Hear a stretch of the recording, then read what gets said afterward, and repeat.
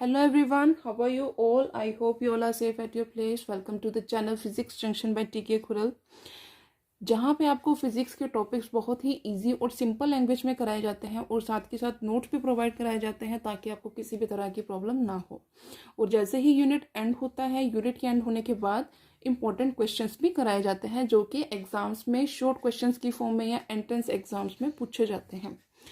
हमने अपना unit start किया हुआ था प्रॉपर्टीज ऑफ बल्क मैटर। इससे पहले जो यूनिट था ग्रेविटेशन वो हम कंप्लीट कर चुके हैं। यूनिट जो है प्रॉपर्टीज ऑफ बल्क मैटर, इसका पार्ट ए सॉलिड्स हम कंप्लीट फुल फ्लैश कर चुके हैं। अब हमारा जो चल रहा है आज की जो वीडियो है उसमें हम पार्ट बी जो है हाइड्रोस्टैटिक्स, उसकी जो बेसिक इंट्रोडक्शन है वो करेंगे।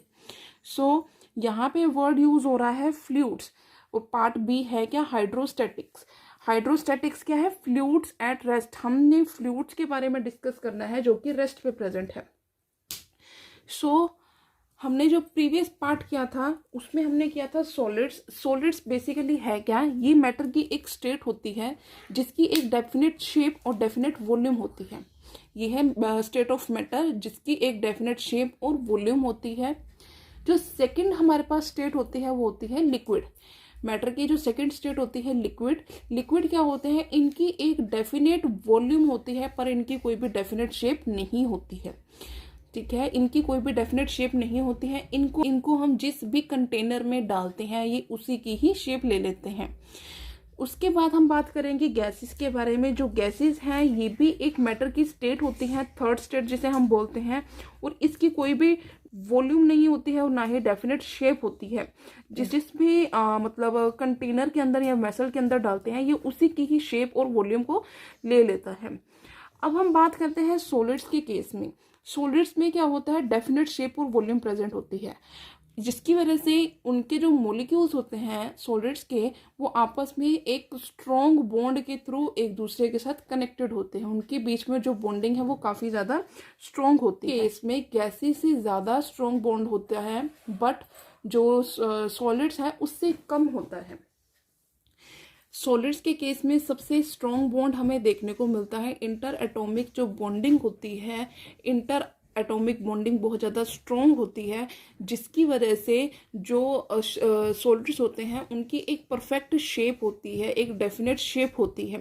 और लिक्विड के केस में क्या होता है कि उनके बीच में जो बॉन्डिंग है सॉलिड्स के कंपैरिजन में इतनी ज़्यादा स्ट्रॉन्ग नहीं होती है बॉन्डिंग, बट उतनी स्ट्रॉन्ग नहीं होती है। क्यों? क्योंकि उनकी कोई भी डेफिनेट शेप नहीं है। अगर बॉन्डिंग स्ट्रॉन्ग होती तो उनकी भी एक डेफिनेट शेप होती। इसी तरह से अगर हम गैसेस की बात करें तो गैसेस में जो बॉन्डिंग है वो नहीं होती। क्यों? क्योंकि बहुत ही ज़्यादा वीक बॉन्डिंग देखने को मिलेगी कंपैरेटिवली सॉलिड्स एंड लिक्विड्स।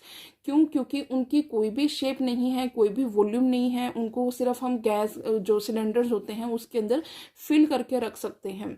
इसलिए जो हम ये बोलते हैं कि जो गैसेस हैं उनके बीच में जो बॉन्डिंग होती है वो लीस्ट बॉन्डिंग होती है as compare to the solids and liquids.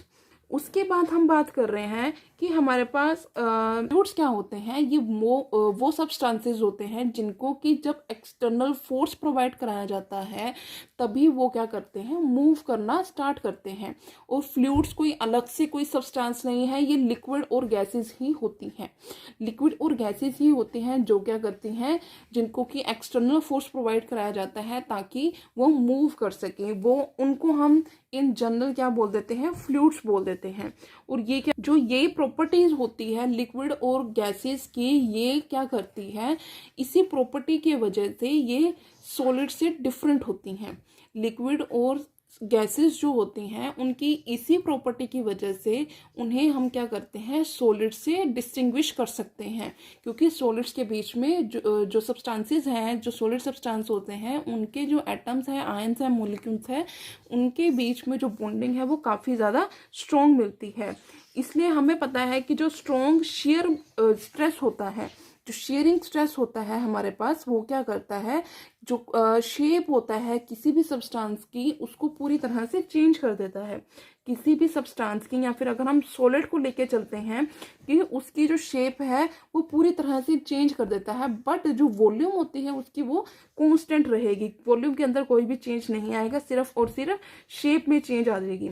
लेकिन अगर हम बात करते हैं जो फ्लूइड्स होता है, फ्लूइड मीन्स कि जो लिक्विड और गैसेस होते हैं वो क्या करते हैं, जो शेयर स्ट्रेस होता है उसको रेजिस्टेंस देते हैं, उसे रोकने की कोशिश करते हैं, बट सॉलिड के केस में ये प्रॉपर्टी नहीं होती है। और जो शेप और वॉल्यूम होती है फ्लूइड के केस में, वो बहुत ज़्यादा, वो क्या करती है, उसकी शेप को चेंज करने के लिए बहुत ही स्मॉल अमाउंट में हमें शेयरिंग स्ट्रेस की ज़रूरत पड़ती है, बहुत ही स्मॉल अमाउंट में हमें शेयर स्ट्रेस देना पड़ता है ताकि जो फ्लूइड्स हैं उनकी शेप को चेंज किया जा सके।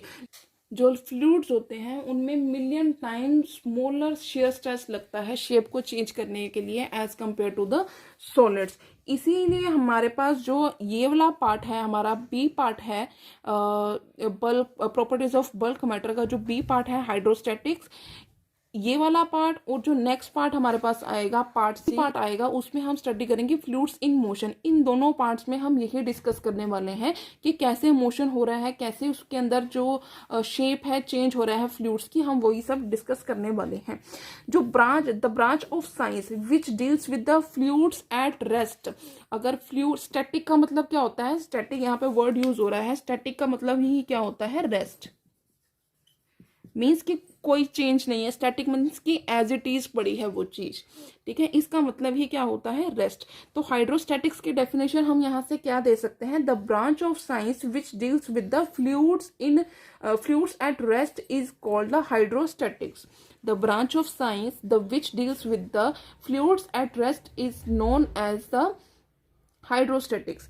इसी तरह से अगर हमारे पास, अगर हम बात करें कि अगर हम फ्लूइड इन मोशन की बात करें तो वहां पे क्या आएगा हमारे पास, हाइड्रोडायनामिक्स। वहां पे क्या आएगा, हाइड्रोडायनामिक्स। हाइड्रोडायनामिक्स क्या होता है, the branch of science, the branch of physics which deals with the fluids in motion is called the hydrodynamics. ठीक है, ये थी हमारे पास बेसिक इंट्रोडक्शन अबाउट हाइड्रोस्टैटिक्स, जिसके बारे में आपको पता होना चाहिए, तभी आपके लिए आगे के आने वाले टॉपिक्स इजीली आपको समझ में आएंगे।